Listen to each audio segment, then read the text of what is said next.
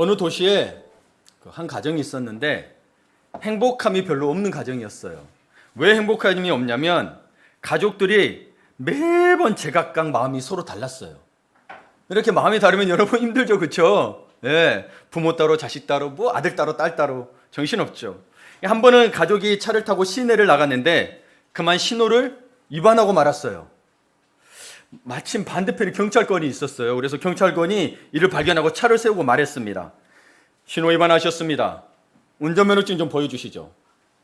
그러자 운전자가 말했어요. 그거 한번 봐주셔. 아침에 어쩔 수 없이 술 한잔 했더니 의도치 않게 위반하게 되었어. 네. 아니, 음주운전을 했단 말입니까? 이때 운전석 옆자리에 있던 아내가 말했어요. 아저씨, 한 번만 봐주세요. 이 사람이요, 운전면허가 없거든요. 경찰관의 미간에 주름이 잡히고 눈에 힘이 들어가기 시작합니다. 아니, 무면허까지?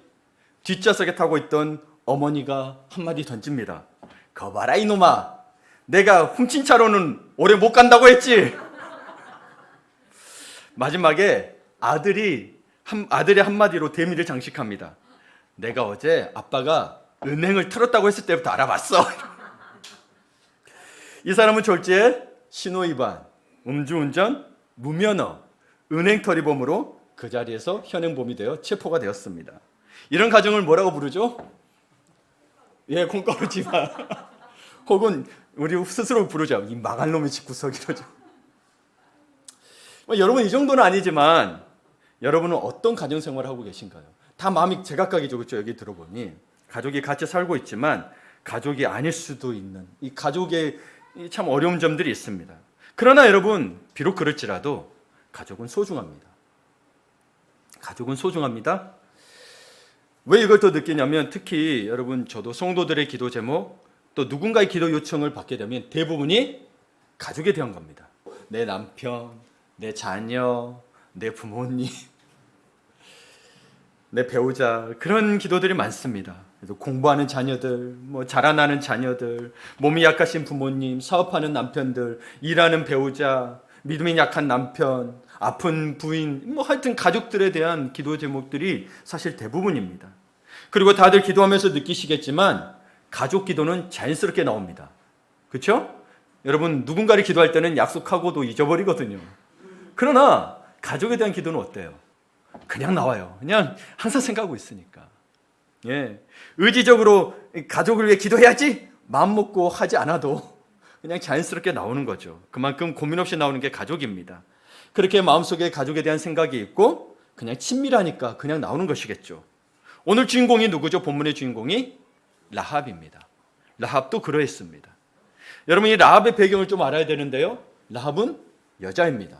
그 당시 여자라면 물건 취급이었습니다. 예, 지금은 그러지 않지만 당시의 배경이 그래요. 물건 취급이었고 가나안 족속이었고 기생이었습니다. 그러나 하나님의 큰 은혜를 입었습니다. 언제나 큰 은혜에서 큰 믿음이 나온 것을 보게 됩니다. 그리고 큰 믿음은 큰 승리를 반드시 가져오고야만 합니다. 우리가 믿음이 흔들릴 때는 큰 믿음이 아니니까 자꾸 작은 거에도 흔들리죠. 갈대처럼. 이는 작은 믿음이라는 거죠. 그러면 여러분 반드시 역사는 일어나지가 않습니다. 우리의 믿음은 여러분 결코 흔들리지 않아야 되고 여러분 인내를 가져야 되고 반드시 때가 있고 하나님이 이루실 때가 있다는 거죠. 예, 그런 여러분 굳세게 하십시오. 예. 특별히 라합은 큰 은혜를 받아 자기 목숨을 걸고 여리고 군인에게서 정탐꾼을 살려줍니다. 이 정탐꾼은 이스라엘 정탐꾼이에요. 그후 그녀는 정탐꾼들에게 이렇게 말합니다. 그게 오늘 본문이에요. 12, 13절 제가 다시 한번 읽어드릴게요. 그러므로 이제 청하노니 내가 너희를 선대하였은즉 너희도 내 아버지의 집을 선대하도록 여호와로 내게 맹세하고 내게 증표를 내라. 그리고 나의 부모와 나의 남녀 형제와 그들에게 속한 모든 사람을 살려주어 우리 목숨을 죽음에서 건져내라. 이 말씀에서의 중요한 단어들이 나오죠. 12절에는 내 아버지의 집, 13절에는 나의 부모와 나의 남녀 형제와 그들에게 속한 모든 사람입니다. 이거를 뭐라고 하겠어요? 이걸 여러분 뭐라고 불러요? 가족이라고 부르죠. 가족이라고 부르죠.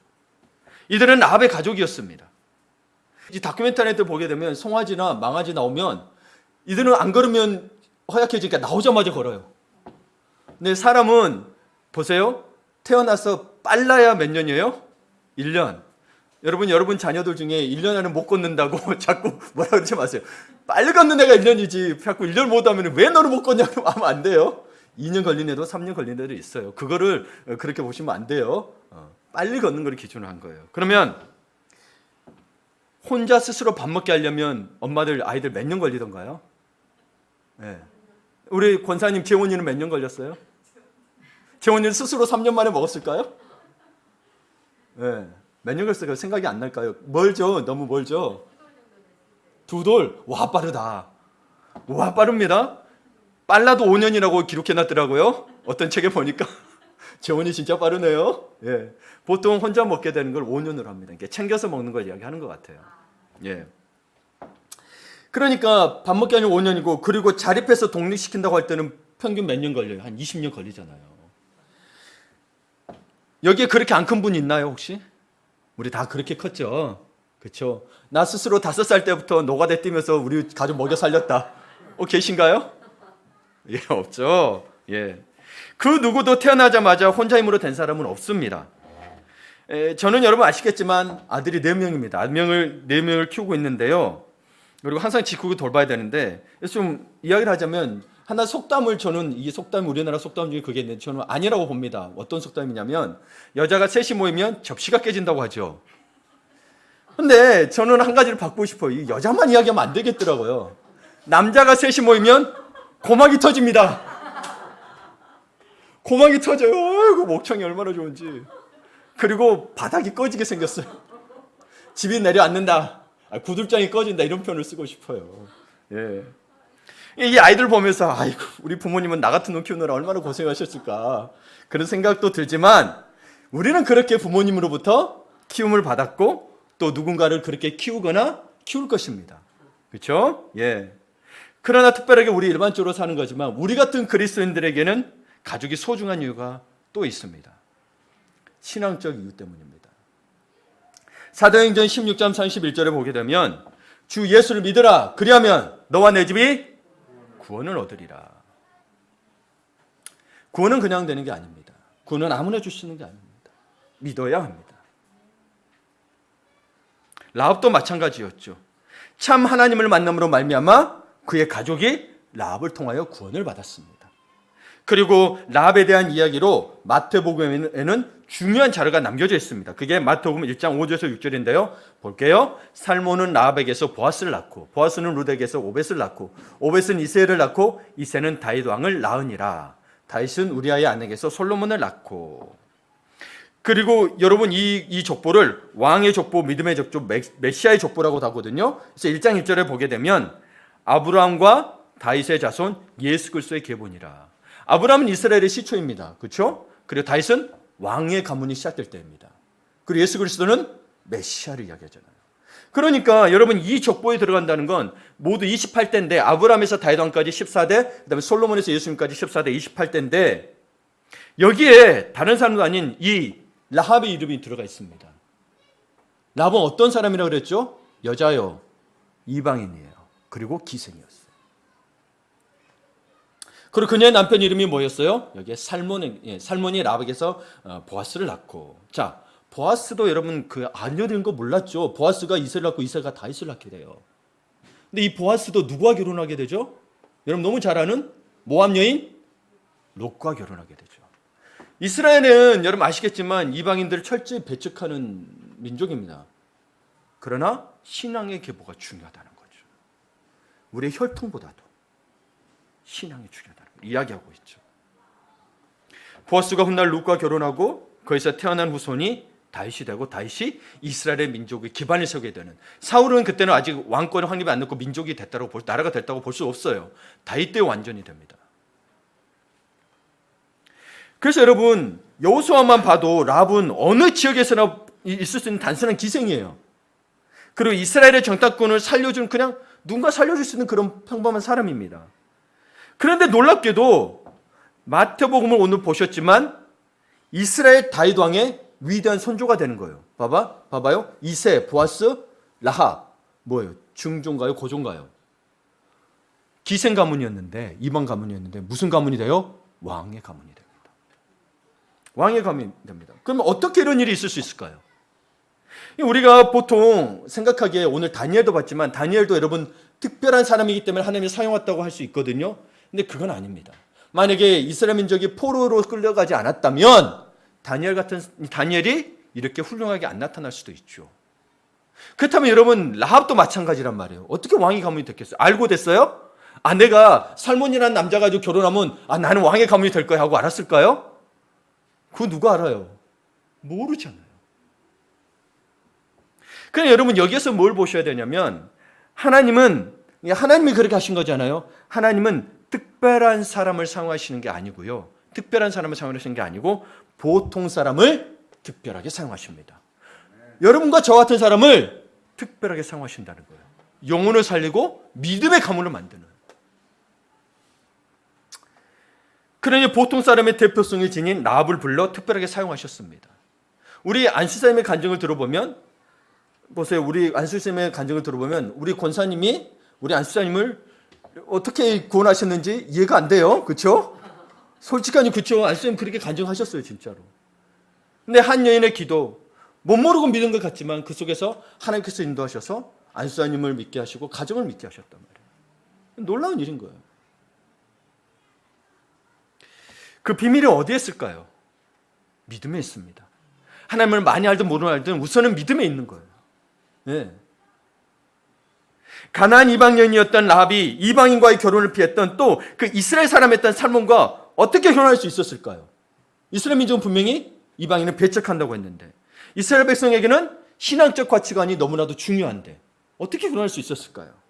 예, 그걸 차츰 또 보도록 합시다. 그냥 믿음 때문입니다. 무슨 믿음이요? 막연하단 말이에요. 그래서 여러분 주보에 보시면 두 번째 제목에 제가 어느 한 가정의 여인의 믿음이라고 적었습니다. 이 여인은 누굴 말하죠? 라합을 말하는 건데 어느 한 가정의 여인은 모두 여러분을 이야기합니다. 누군가는 한 가정의 딸이요 누이가 될 수 있고 또 누군가는 뭐예요? 아내가 되고 엄마가 되고 며느리가 되는 겁니다. 그 여인 여러분인 거예요. 그 믿음이 어떻게 작용이 됐는지 한번 보겠습니다. 특별히 이 라합은 가나안 여인입니다. 여리고성에 사는 여인이에요. 그러면 정탐꾼을 숨겨주었다가 걸리면 어떻게 될까요? 어떻게 되죠? 이 여자만 죽나요? 아니요. 솔직히 그 당시에는 가족이 다 멸살당합니다. 왕이 기분 나쁘면 구족까지 멸하라고 합니다. 이 반역자! 그러면서 구족까지 멸하라! 이러면 사극 많이 보셨죠? 예. 그래서 이 여인은, 이 라합은 당시 보통 여자였어요. 딸이고 누이고 며느리고 아내고 엄마였단 말이에요. 아직 엄마는 안 됐죠? 하여튼 그랬어요. 다른 게 있었다면 뭐예요? 믿음. 다른 게 있었다면 믿음이었다는 거죠. 이 여리고의 많은 가정 중에 한 가정의 여인의 믿음은 자신 목숨뿐만 아니라 가족 모두의 목숨을 걸고 한 결단이었다는 겁니다. 우리가 보다면 뭔가 대단히 결단할 때 이렇게 표현하죠. 목숨을 건 도박이다. 우리는 목숨을 건 도박을 하는 게 아닙니다. 우리는 목숨을 건 믿음을 가지고 하는 거예요. 예. 목숨을 건 믿음인 거예요. 근데 자꾸 우리 신앙인들은 그 표현을 안 쓰면 안 돼요. 목숨을 건 도박이라고 하는 거 하나님을 안 믿는 거예요. 교회는 다니지만 하나님 된 신앙이 없으면 목숨을 건 도박입니다. 그런 거고. 우리는 뭘 믿고 해요? 하나님 믿고 하는데 자꾸 도박이 되면 안 되죠. 그럼 도박은 누가 해요? 내가 하는 거죠. 그러니 못 믿는 거예요. 나를 어떻게, 여러분 자신을 다 믿을 수 있어요? 물론 자신을 사랑하고 또 열심히 살면 믿을 수 있겠죠. 근데 미래를 다 아냐는 거예요. 모르는 거예요. 하나님이 인도 안 해주면 모른다는 거예요. 그 누구도. 그래서 여성분들의 신앙이 그 어느 때보다 중요한 시대가 되었습니다. 네, 민족이 어렵고 세계가 어려울 때마다 이 어려움이 닥칠 때마다 보시면 여성들의 역할이 굉장히 중요했어요. 근데 여성들이 더 앞으로 나오진 않게 더 남성들이 나오게 되는데 그 뒤에는 여성분들의 섬김과 헌신이 있었던 거죠. 특별히 제가 지금 이제 애니어그램의 그 교육을 받고 있는데 한 달 동안 교육 과정인데 제가 이게 또 비싸요. 한 70만 원 하는데 여기 소장님이 신앙인이라고 그래가지고 70% 목회자는 70% 된다 그래서 없는 게 낫다 들었어요. 유익해요. 얘가 김예린 소장님이신데 상담연구소를 하고 계시는데 수십 년을 신앙인 이후 상담자로 살아오셨어요. 호주에서 사시다가 얼마 전에 지금 한국에 들어와셨어요. 그래서 한국 말할 때도 조금씩 그런 영어로 좀 저기 나오는 건데, 근데 이분이 수십 년간 가족 상담, 부부 상담을 하게 하면서 보게 됐어요. 가정을 세우는 것은 남자보다는 거의 여성들이었다고 이야기합니다. 여성분들에게 있다고 이야기해요. 근데 단 조건을 하나 달았는데 그 조건이 뭐냐면 여성분들이 교육 받을 때 물론 두 부부가 함께하면 좋겠죠. 그런데 여성분들이 가정에 대한 교육, 부부관계에 대한 교육, 자녀에 대한 교육을 받으면 여성분들이 받아야 좋대요. 근데 남성분들이 받고 가서 시도하게 되면 가정들의 변화가 별로 없대요. 근데 엄마들이, 특히 엄마들이 이런 거 받고 오고 아내들이 듣고 가서 변화를 시도하게 되면 거의 가정의 변화가 있대요. 예. 그러니까 무조건 자기 생각에 편견에 사로잡혀서 하지 마시고 교육을 제대로 받으라는 거죠. 유익한 데서 받으시라는 거죠. 필요한 데서 받으시라는 거죠. 근데 세상적인 걸 따라가지 말고 이분이 말하는 건 믿음의 가정들 이야기하는 거예요. 예. 목표가 다르니까. 예. 세상의 그 여자들은 성공을 위해 살아더니 남자들 더 다그친대요. 근데 믿음의 사람들 어떻게든 가정을 회복하기를 원하니 그 속에서 회복이 시작이 된다라는 거예요. 여러분, 그럼 랍은 어떻게 변화되었는가? 어떻게 됐는가? 어떻게 해서 이 계기를 됐는가? 랍은 놀라운 이야기를 듣게 됐어요. 아직 땅도 없고 나라도 없고 왕도 없는 나라의 이야기를 들었는데 자신의 가슴이 두근두근두근 하는 거예요. 네. 그렇게 해서 자신의 믿음이 세우게 될 줄은 몰랐던 거죠. 하나님이 하신 위대한 일을 듣기만 했는데, 아니 그냥 누군가 했다는 위대한 일을 들었는데 그게 하나님이 하셨고 그 하나님이 함께 하시는 백성을 만나게 되니 이야기하지 않고는 견딜 수가 없었나 봐요. 그래서 오늘 8절을 보게 되면, 오늘 본문의 2장의 8절에 보면 또 그들이 눕기 전에 랍이 지붕에 올라가서 그들에게 이르러, 정탐꾼이 2명이었거든요. 그들이 이제 나와서 이렇게 숨으려고 가기 전에 가려고 하는데 랍이 어느 쪽으로 쫓아왔나 봐요. 그렇죠? 가슴이 두근두근 되는 거죠. 하나님의 위대한 일을 맛본 백성이고 애굽에서부터 하나님께서 인도하셨던 민족을 보니까 올라가서 그들을 만나고 싶었다기보다 뭘 하고 싶냐면 하나님에 대해서 이야기하고 싶었던 거예요. 9절에 보세요. 말하되 여호와께서 이 땅을 너에게 주신 줄 내가 아노니. 하나님을 먼저 이야기하죠. 하나님이 아직 보세요. 이 땅을 너에게 주신 줄라고 안 했더니 이스라엘 민족이 이제 가나안 땅에 들어왔어요. 근데 이걸 어떻게 믿고 있어요?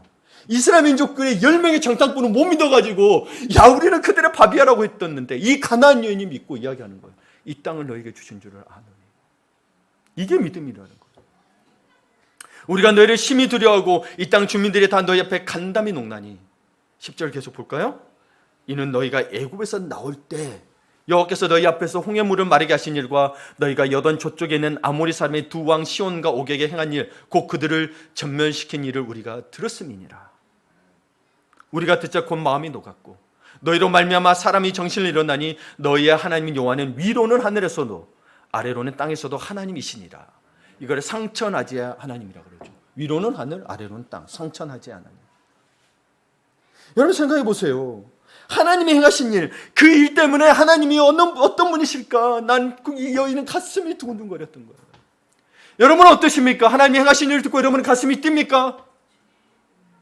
옛날처럼 안 뛰죠. 이걸 회복하셔야 돼요. 그 하나님은 예나 지금이나 변함없는데 변한 건 나예요. 세상에 쫓겨서 세상에 어떻게 해서 그걸 하나님 앞에 가서 이야기해 보십시오. 그렇게 할 수 있나? 그런 가운데도 하나님을 믿고 따라야 진짜 믿음 아니겠습니까? 믿음은 신념을 바탕으로 하는 거예요. 여러분은 그 신념이 없다면 흔들리는 거예요. 11절에 보면 가정 모두의 마음이 녹아내렸다고 돼 있어요. 여러분 이게 너희로 말미암아가 여리고 사람을 다 이야기하는 건지, 그러나 저는 여기에서 볼 때 우리가 오늘 본문인 12~13절에 봤던 것들 가족을 이야기한 거 보니 저는 가족으로 좀 축소시켜서 이야기할 거예요. 가족들이 듣자마자 그 마음이 녹았다요. 이 녹았다는 게 세번역에 보게 되면 간담이 서늘했다. 이 표현 아시죠? 와 이렇게 간담이 서늘했다. 여러분 하나님 위대하신 일을 들을 때 정말 그렇게 소름이 돋습니까? 아니면 그 사람은 원래 그래 이런가요?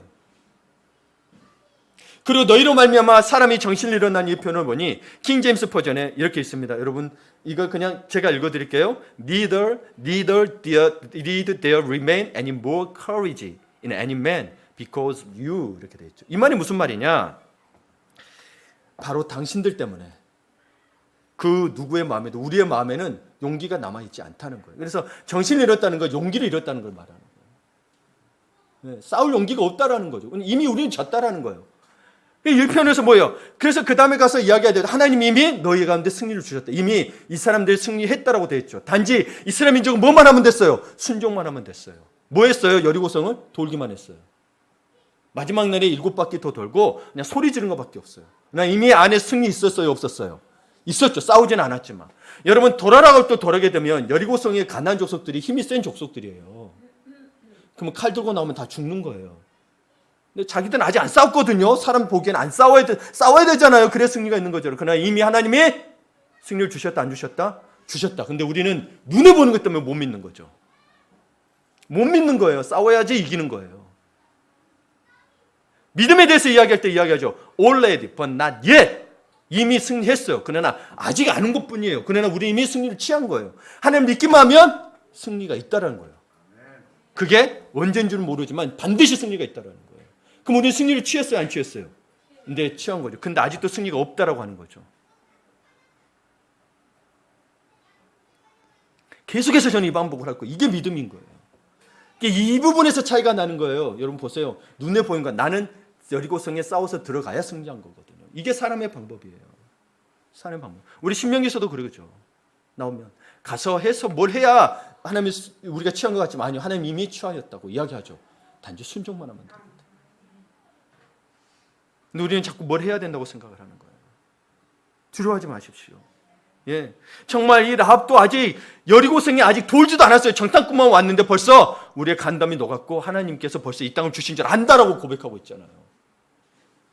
그 하나님을 여러분은 믿고 계신 거예요. 상처나지 하나님. 너희 하나님은 참 신이시다. 그 하나님을 나와 내 가족은 믿는다라고 이야기하고 있는 거예요. 그럼 고백뿐이었나요? 보니 라합이 자신의 믿음이 확실한 걸 변치 않았다는 걸 보여주는 게 있는데 세 번째로 볼 게 라합이 매단 붉은 줄입니다. 라합이 매단 붉은 줄. 이 라합이 매단 붉은 줄은 사실 어떤 의미가 담겨져 있냐면 12.3절 오늘 본문에 보셨던 것처럼 내 가족을 살려주소서 이 의미가 달려져 있습니다. 여러분 오늘날 가정은 사랑이 없어서 문제가 아닙니다. 사랑합니다. 제가 보면 다 사랑합니다. 하나님의 사랑이 없다는 게 문제인 거죠. 감정적 사랑이 없어서가 아닙니다. 신앙적 사랑이 없어서입니다. 라합이 가족들을 살려달라고 하면서 창문에 붉은 줄을 매달았습니다. 그의 18절 보시면 같이 읽어볼까요? 시작.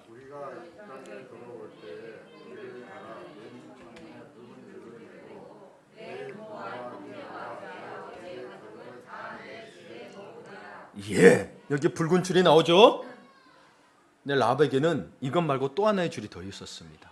라합에게는 2개의 줄이 있었습니다.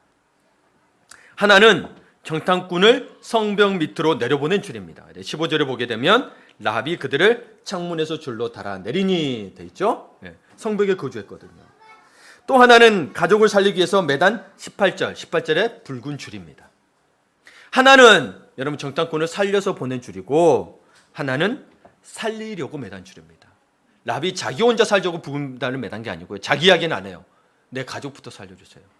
우리나라 부모님들과 같죠? 나보다는 내 자녀들, 내 부모님들.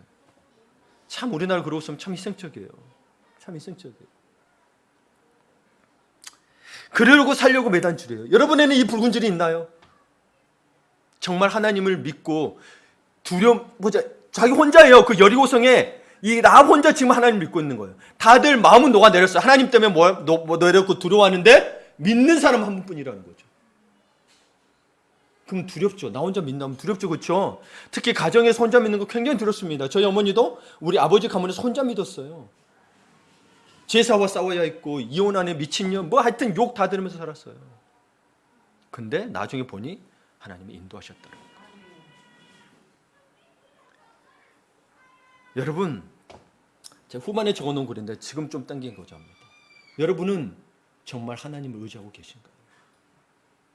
제가 살아가면서 느끼지만 우리가 우리 부모님들 세대를 이야기하게 되면 지금도 보시면 알겠지만 여러분 우리가 사실 지금 100세 시대가 됐다고 이야기를 해요. 근데 100세 시대가 돼가지고 최근 뉴스에 보니까 고령화는 상승됐고 출산율은 저조하게 됐어요. 그래서 내년부터 고령 인구가 우리나라는 더 많아진다는 보고가 나왔습니다. 우리 연세 드신 분들 더 일해야 되나 봐요. 또 그리고 또 최근 뉴스를 보게 되니 이와 맞물려서 혼자 사는 게 더 낫다는 큰 이유 중에 하나가 아이를 낳아서 힘들게 키우고 싶지 않다라는 거죠. 아이를 위해서라고 하는데 아이가 이유가 됐어요. 근데 봐보세요. 아이를 그렇게 힘들게 키우고 싶지 않았는데 사실은 이유가 뭐예요? 아이 때문인 거예요. 근데 그거 뭐 놓치고 있나 봐요. 힘들게 키우고 싶지 않다는 거 핑계가 된 것 같은데 사실은 아이 때문에 힘든 거잖아요.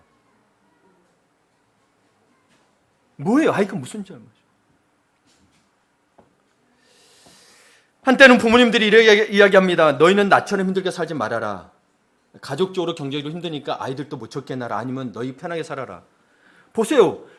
힘들고 어렵게 산 걸 다 자녀 탓으로 돌리고 있단 말이에요. 자녀가 많아서 힘들다라고 이야기하고 있다고요. 자녀 탓인가요? 저는 여기를 영적으로 보고 싶습니다.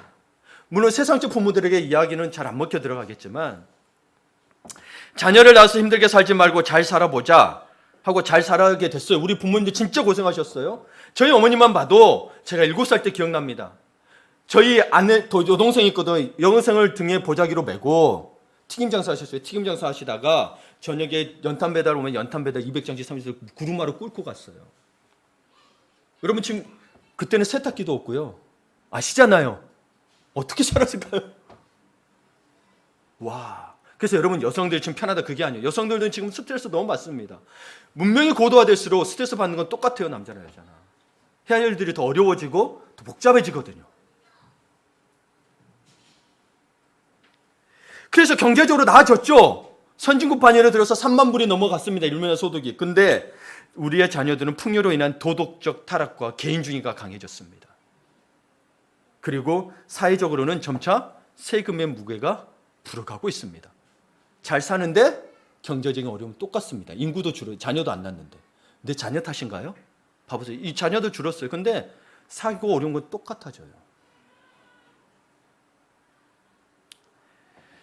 저는 여러분 신앙인 부모님들에게 묻고 싶습니다.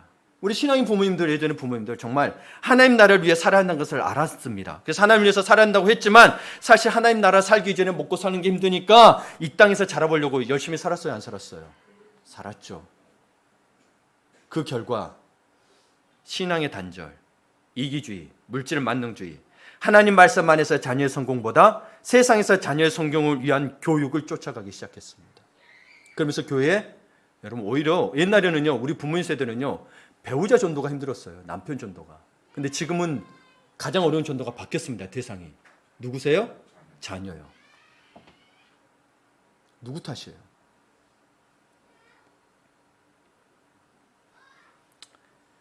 세상을 험해져 가는데 오히려 자녀들과 부모들은 대화가 점점 더 없어져 가고 있습니다. 과거보다 몇 시간이 줄었다고 통계가 나와 있습니다.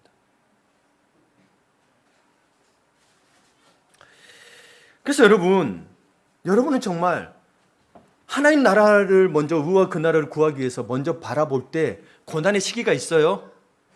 고난의 시기가 있어요. 왜 고난이 와요? 근데 이 고난의 때에 이걸 해결해야지 될 것처럼 여긴단 말이에요. 이때 하나님을 붙드셔야 되는데 이때를 다 못 넘어서는 거예요. 그래서 이 신앙의 단절이 오게 된 거예요. 그래서 이야기한 거잖아요. 그래, 야 네가 먼저 잘 되고 봐야 돼. 그러니까 학원 가야 되니까 주일날 예배 가지 말고 가. 야 직장 먼저 먹고 살아야 되지 않냐? 교회 그래 나중에 직장 바꾸면 되잖아. 타협했단 말이에요. 자녀들 그럼 교회 오던가요? 나중에 직장 잘 되면? 안 온단 말이에요. 여러분 신앙은 그게 아니에요. 처음부터 문을 잘못 열면 끝장이에요. 여러분의 믿음을 지켜줬어야 되는 거예요. 먼저 하나님 나라를 의를 구하는 게 먼저지 먹고 사는 게 먼저가 아니에요. 이 모든 것을 더하시라고 말이 됐는데 이걸 못 믿는 거예요. 이걸 못 믿는 거예요. 주신다고 했는데. 열심히 살았어요. 이제 저도 이 부분에서 부모님 욕하는 게 아니에요. 나도 그 덕을 보고 있는 사람이니까. 그러나 신앙의 단절은 어떻게 할 거냐는 거예요. 이 시대에 제가 목사가 되어 보니까 자녀들 전도가 너무 힘든 거예요. 아이들 전도가 너무 힘든 거예요.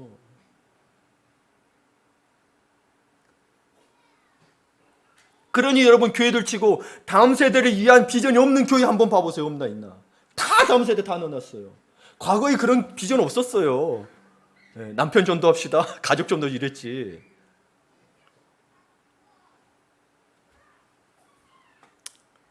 다시 돌아옵니다. 이 붉은 줄. 여러분, 이 줄은 어떤 역할을 하는 걸까요? 이 줄. 줄은 히브리어로 티크바라고 합니다. 이 의미는 희망, 소망이라는 뜻도 있습니다. 하나님을 붙잡은 끈입니다. 이게 희망이고 소망이란 거예요. 여러분, 나중에 사업이 잘 되겠지, 내 자녀가 회사에 취직하겠지, 이게 소망이 희망이 아니고요. 우리의 진짜 소망은 하나님을 붙잡은 끈. 여러분, 썩은 동화쭉 말고, 속이고 있는 세상의 취업, 성공 뭐 이런 거에 속지 말고, 진짜 우리의 영혼을 살리는 이 동화줄을 붙잡으라는 거죠. 예. 그 끈이 하나님과 연결되어 있기 때문에 이 기생이었고 가난한 족속이었던 이 여인은 살몬과 결혼하게 되는 거죠. 이게 어떻게 설명할 수 있을까요, 여러분? 살몬과 결혼하는 게 그냥 만나서 결혼. 여러분, 눈 맞았다는 기록도 없어요. 그냥 숨겨주고 도망갔어요. 두 명인데 왜 살몬과만 맞았어요? 사랑했고 연애했던 것도 없어요. 그래서 알아서 결혼했을까요? 아니란 말이에요. 이게 믿음으로 하나님께서 해줬기 때문에 그렇게 연결시켜준 거예요. 여러분, 제가 제 아내를 만난 것도 아시겠지만 저에게는 너무 기적 같은 일입니다. 좀 대충 아신 분들도 있겠지만, 예, 저는 제 아내 만날 생각 꿈도 안 꿨다니까요. 8살 차이에. 미국에서도 여러분 그 린츠버그에서 퀸카였어요. 그리고 저는 한국에서 다르게 롱디도 하고 있었어요. 그리고 8살 차이 나기 때문에 언간생식 이렇게 쳐다도 안 봤어요. 근데 어떻게 됐겠어요? 제 아내가 고백합니다. 어느 날 교회 왔더니 제가 기도하는 모습이 빛이 나더래요. 그러면서 기도하기 시작했다고 이야기했고, 그러면서 계속 기도했고 하나님이 인도해 주셨고, 그리고 한국에 나와서 어떻게 나오게 됐어요. 제가 제 아내에게 가장 비싼 선물해주고 처음 선물이라면 비행기 티켓입니다. 그것도 대한항공이 비싼 거 아시죠? 그리고 그것도 이틀 전에 끊어주면 더 비싸거든요. 이틀 전에. 들어와서 그냥 부모님만 인사만 하려고 했어요. 근데 갑자기 부모님들이 뭐 상견례처럼 만나가지고 결혼 날짜까지 잡아버린 거예요. 본방할 때 나와서 결혼했다니까요. 말도 안 되는 이야기예요. 저에게는 말도 안 되는 이야기예요. 여러분, 제가 애니어그램 테스트를 했는데 저는 이성적인 사람으로 나와요. 머리 쓰는 사람으로. 근데 이게 제게 논리적으로 이해가 되는 걸까요? 안 된다니까요.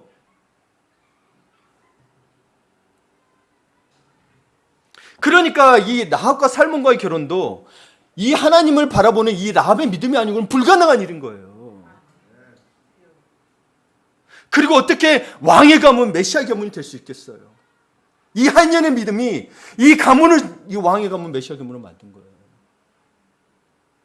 여러분의, 우리 여성분들 믿음을 회복하셔야 돼요. 제가 보게 되면, 여러분, 남자들은 아무리 잘 믿어도 여자가 안 믿으면 남자가 또 흐지부지 됩니다. 근데요, 남자들은 안 믿어. 망나니여도 여자들이 잘 믿으면 언젠가 돌아오더라고. 100%는 아니지만 돌아와요. 그러면서 여러분, 베드로서 3장 1절을 봅니다. 베드로서 3절 읽게 되면 아내들에게 이야기하는 거예요. 아내들아, 이와 같이 자기 남편에게 순종하라. 이는 혹 말씀을 순종하지 않는 자라도, 말씀을 순종하지 않는다는 건 교회 다녀도 안 믿는 자, 혹은 아예 안 다니거나, 그 아내 행실로 말미암아, 말로 말미암지 않고 그 아내 행실로 말미암아 구원을 받게 하는 믿음. 아내들 정신 차리십시오. 말이 아니라 행실로 말미암아 구원을 받는다니까요. 그래서 여기에 하나님의 사랑이 들어야 되는 거지, 자기의 사랑, 자기의 집착이 들어가면 안 된다는 거예요. 내가 생각에 남편 이래야 돼. 안 됩니다. 행실로 하라는 말은 뭐예요? 아내를 행실로 하라는 말은 뭔 말이겠어요? 말씀대로 하라는 거예요. 근데 이게 누가 썼느냐? 베드로가 썼는데, 사도 중에서 유일하게 결혼한 사람이 베드로예요. 베드로가 결혼하고 보니, 또 이렇게 복음 전하다 보니 아내들이 이렇게 해야 남편들이 구원을 받더라는 거죠. 아내의 잘못을 탓하는 게 아니고 방법을 좀 바꿔보라는 이야기예요, 제 말은. 믿음 안에 먼저 거하라. 라합처럼 믿음 안에 거해서 가족을 살리는 영혼으로 가라. 그냥 내 의지대로 교회 나와라. 아니라니까요. 여러분이 믿음 안에 바로 서서 정말 믿음의 가문으로 뚝 서야만이 남편뿐만 아니라 모든 가문을 살릴 수 있는 거예요. 저희 어머니도 그렇게 했어요. 그래서 남편 구원했고요. 나중에 할아버지 할머니도 병드니까 믿더라고요. 그래서 다 구원시켰어요. 할아버지 할머니가. 얼마나 쓰는지 몰라요. 우리 할아버지는 뭐 이렇게 따로 살림 차릴 정도까지 그랬었으니까.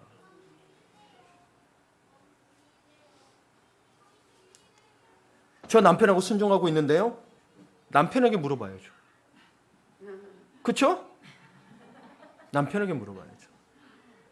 제 눈에는 다 잘해 보입니다. 그러나 남편의 이야기도 들어봐야 돼요. 남편은 불편한데 자꾸 좋다고만 권하게 되면, 그래서 아까 이야기했듯이 교육을 받고 하면 변한다라는 거예요. 교육을 피하시면 안 돼요. 교회에서도 마찬가지 성경과 훈련을 통하여 여러분이 그렇게 받고 하게 되면 바뀌는 거지, 무작정 여러분 생각대로 하는 게 바뀌는 게 아니라는 거예요.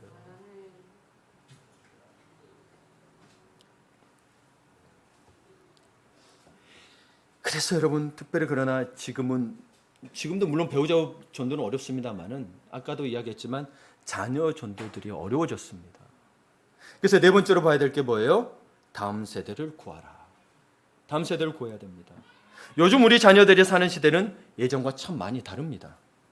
예전과는 비교도 안 되는 유혹 가운데 살고 있습니다. 예. 주기도문의 한 구절이 어느 때보다 진실한 고백이 돼야 되는데, 우리로 시험에 들게 하지 마옵시고가 영어로 여러분 아시면 temptation입니다. 시험이 아니고 사실은 유혹이에요. 이걸 해서 한국말로 풀게 되면 우리로 유혹에 빠지지 않게 하시고가 있는 거예요. 기도하셔야 돼요. 내 자녀들이 유혹에 빠지지 않도록. 안 그러면 유혹에 다 넘어갑니다. 너무 많은 유혹이 있어요. TV 보는 게 나쁜 게 아니고 게임하는 게 나쁜 게 아닌데 거기에 계속 빠지게 되면 문제가 되죠. 예.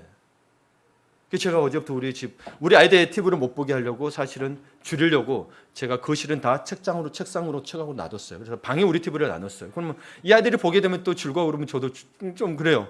어제부터 코드를 뽑아버렸어요. 그랬더니 책 보고 자기들끼리 놀아요. 저하고 대화를 해요. 자기들이 노래 부르고 놀아요. 물론 고막이 터집니다만은. 근데 제가 감당해야죠. 여러분, 과감히 끌 건 끊으셔야 돼요. 결단을 하셔야 되고. 제가 이제 멀리 있을 때는 못했어요. 이제 제가 가까이 있다 보니 이런 부분을 제가 할 수 있어서 감사하게 된 거예요. 제 아내는 너무 좋아해요.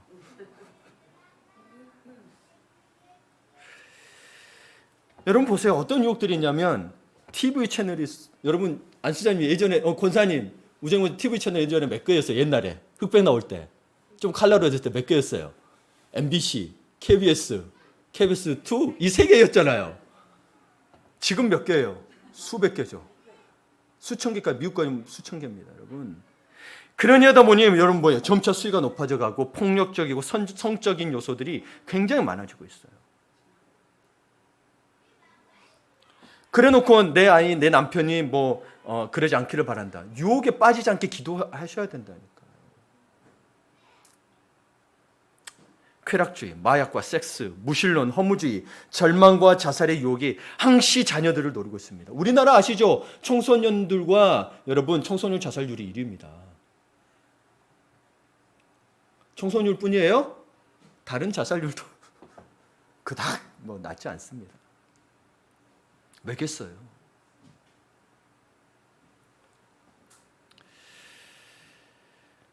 여러분, 그리고 스마트폰 때문에 더하죠.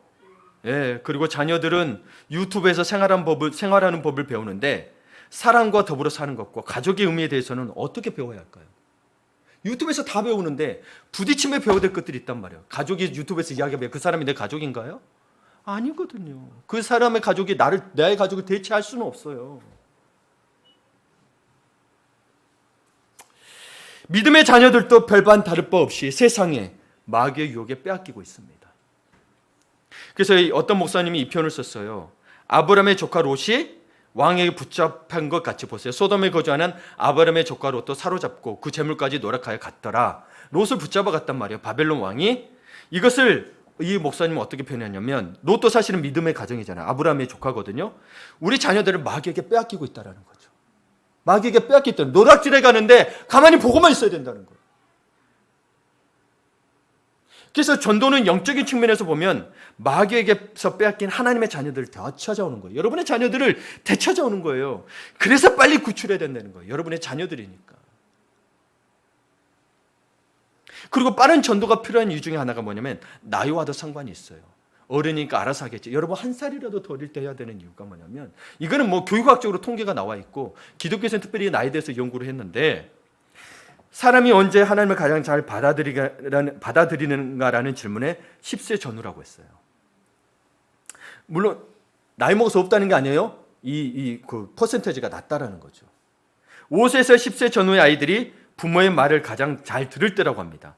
그럼 이거는 여러분 아시겠지만 미운 7세라고도 이야기하다시피 순종의 의미가 아니고요. 잘 듣는다라는 거예요. 듣고 기억을 잘한다는 거예요. 실제로 여러분 저희 아이들이 지금 12세부터 7세까지 있잖아요. 여기서 장난치고 뭐 하다 가요. 근데 집에 가면 찬상을 부르고 있어요. 어른들이 불렀던 예수 어린 양 부르고 있고 뭐 지난주 불렀던 찬송가도 부르고 있어요. 안 듣고 있는데 들어요. 그리고 말씀 이야기하면 아빠 그랬잖아 이야기해요. 신기합니다. 잘 들을 때요. 잘 기억에 남을 때요.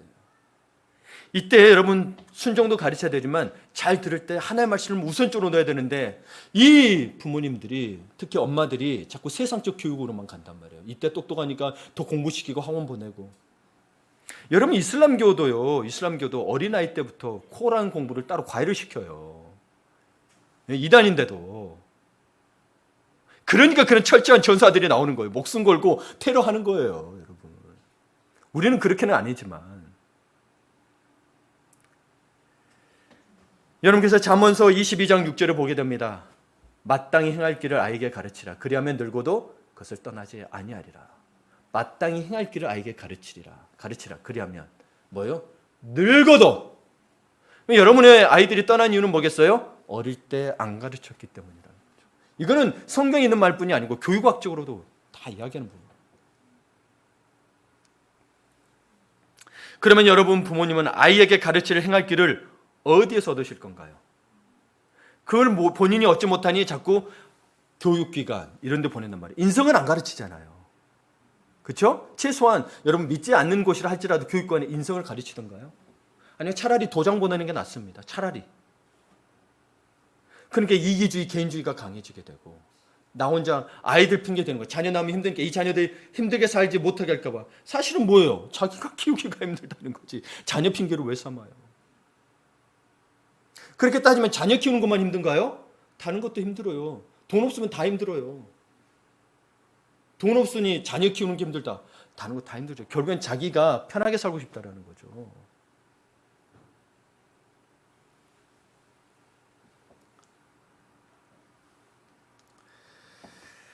여러분 정말 말씀 안에 바로 쓰셔야 돼요. 세상 것 따라가지 마세요. 하나님 나라가 무엇인지 먼저 생각하세요. 세상이 그렇게 사니까 힘들더라. 믿지 않는 자들이 참으로 믿지 않는 자들이 그렇게 있다면 힘든 거지. 믿음에 산 사람들은 자녀들 낳았을 때 많이 낳고도 당신 힘들 수 있지만 뭐예요? 더 큰 축복이고 더 감사하고 살잖아요. 그렇죠? 왜 성경에 있는 하나님 주신 대로 낳지 못하고 물론 좀 넘어가면 좀 자제하는 것도 필요하겠지만 근데 그 당시 세상 사람 말 듣고 하나만 낳아서 잘 키우자 해서 봤더니 이 자녀는 만무가 아니고 그렇죠? 부모에게 뜯을 것은 다 뜯어갔는데 더 뜯을 게 없나 보게 되고 오죽하면 공공의 적 영화를 보게 되면 부모를 찔러주기까지 해요. 근데 뉴스에도 자주 나오죠.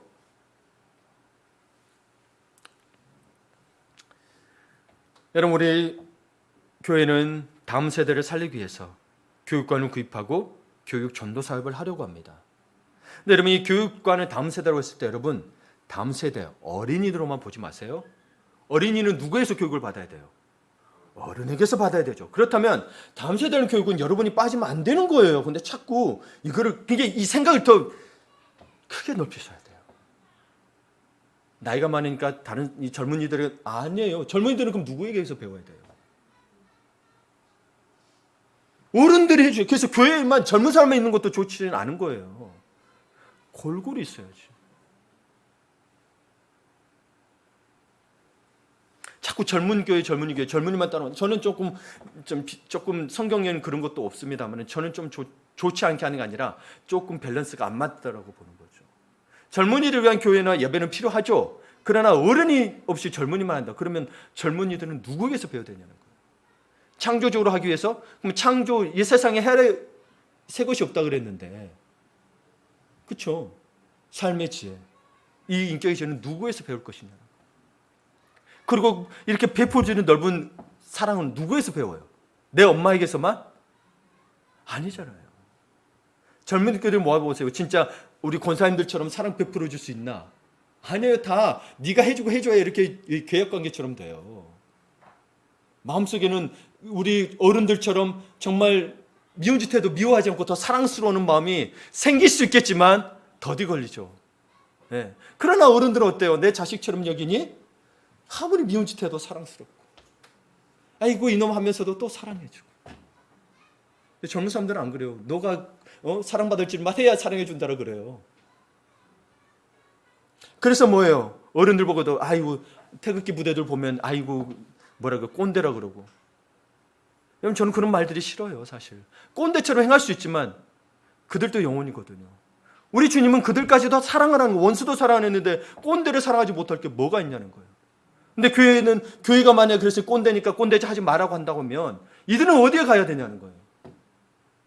물론 지혜롭게 하셔야죠. 어른들 입장에서는 꼰대짓 하면 안 되죠. 그러나 그것을 보는 상대 입장에서는 어떻게 해야 되겠어요? 이 꼰대짓 하니 멀리 가자.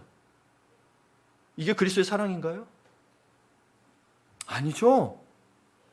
우리는 정말 그리스도님께서 하셔야 되는 거예요.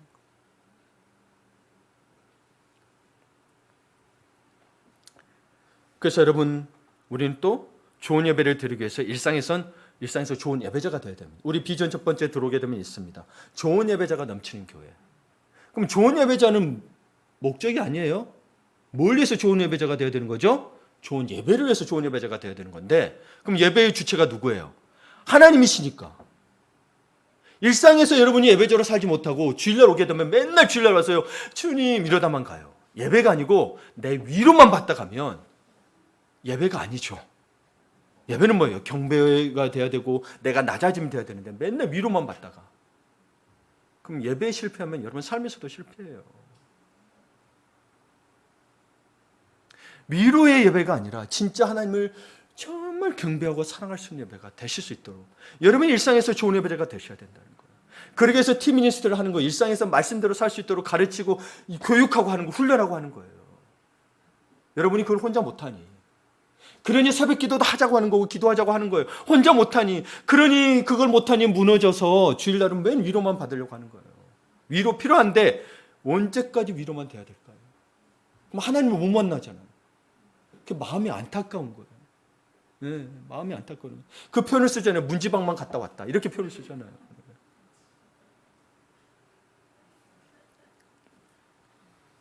그리고 우리는 섬김과 헌신의 열매를 위해서 또 하고 있습니다. 이 영어 도서관은 단순히 우리 교인만을 위한 게 아니고요. 지역에 여기는 필요합니다.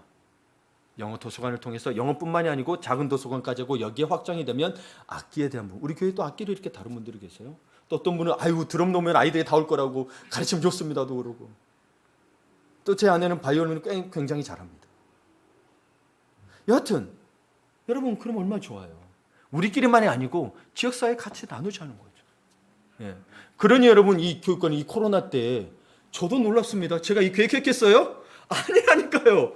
교육권을 구입했단 말이에요. 물론 대출도 좀 받고 했지만 단 어느 때보다 성도들이 헌금하고 건축금 해주셨단 말이에요.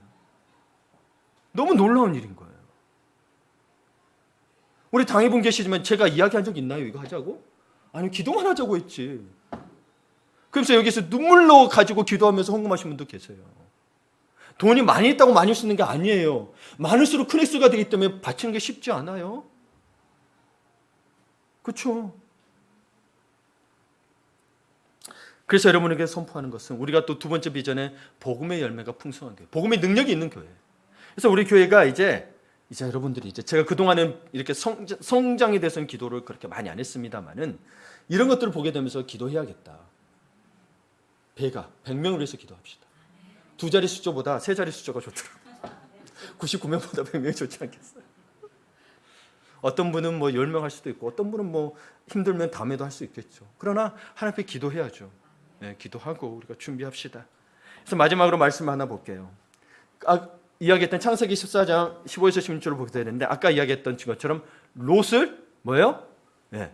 롯의 가문은 롯의 그 가문들과 그들을 다 앗아갔다 그랬잖아요.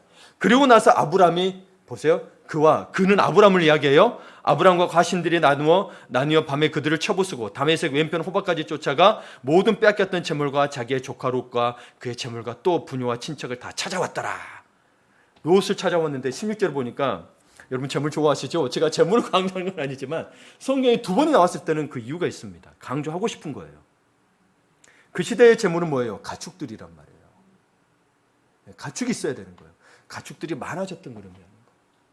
하나님이 그리고 아브람을 당대에 겁으로 만들어줬다는 표현을 쓰게 되는데 이것만 보지 마세요.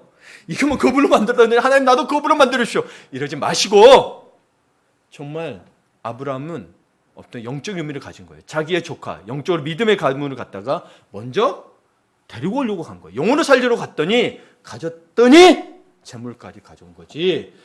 마태복음 6장 33절에 너희는 먼저 그의 나라 의를 구하라 그리하면 이 모든 것을 더하시리라고 하건지 이 모든 것을 더하시리라에 초점을 맞추게 되면 먼저 그 나라 의의 나라는 사라지고 맙니다. 놓치지 마십시오. 힘들더라도 먼저 그의 나라를 의를 구하십시오.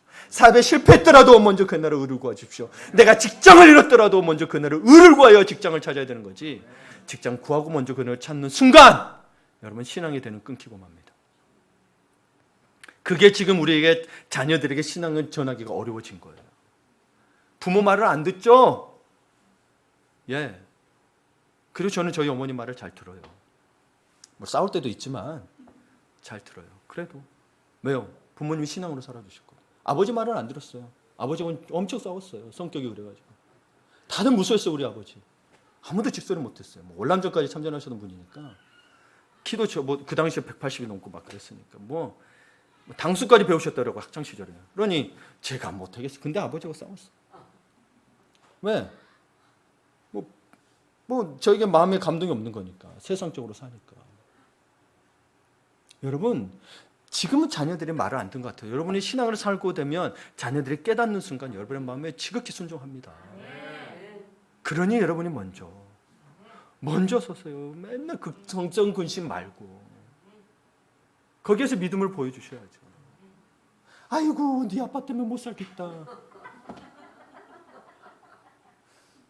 솔직히 자녀들 입장에서 말해줄까요? 그럼 아빠가 더 불쌍해요. 엄마가 불쌍한 게 아니고.